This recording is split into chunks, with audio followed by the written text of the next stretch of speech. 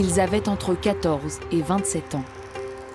Ils voulaient faire la fête, danser, s'amuser. Symbole de toute une génération qui se retrouvait au 5-7, une des seules boîtes de nuit de la région à l'époque. Ils y ont perdu la vie.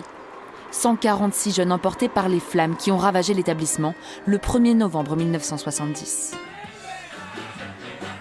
Cette année-là, le 5-7 à Saint-Laurent-du-Pont, c'est l'endroit à la mode.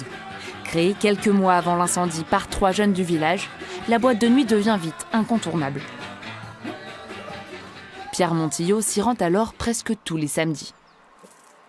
Le 5-7 à l'époque, ça représentait une sorte de liberté, les premières, parce qu'à l'époque, on n'avait quand même pas grand-chose. Puis c'était la première fois qu'on était dans une boîte de nuit, où on pouvait danser, s'amuser.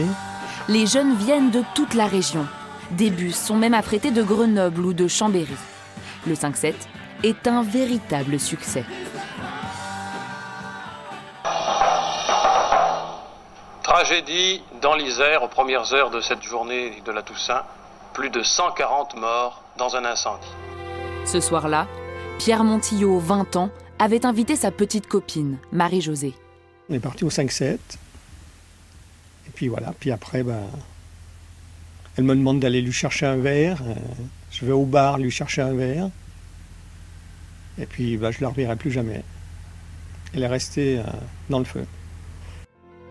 Concert bat son plein quand à 1h30, le feu se déclare au-dessus du bar. Les décors en plastique fondent en dégageant des vapeurs toxiques. En 10 minutes, il ne reste presque rien, ni personne. Je crois que c'est le pire, c'est les cadavres brûlés, complètement noirs, calcinés. L'odeur, puis ce silence. Le bruit du silence. Le bruit du silence. Derrière la catastrophe, des tourniquets, toujours présents à côté du mémorial, comme un souvenir accusateur. Quand l'incendie commence, les jeunes tentent de s'échapper, mais les issues de secours ont été fermées pour éviter les resquilleurs. Les tourniquets de l'entrée, eux, sont à sens unique. Un piège fatal. Au total, l'enquête révèle pas moins de 68 infractions aux normes de sécurité. Odette Delvaux a perdu ses 2 fils dans l'incendie. Aujourd'hui, elle attend de savoir si la commémoration aura bien lieu dimanche. Depuis 50 ans, on a toujours le même chagrin, on a toujours la même peine, on est toujours... Mais enfin, cette fois, on voulait quand même...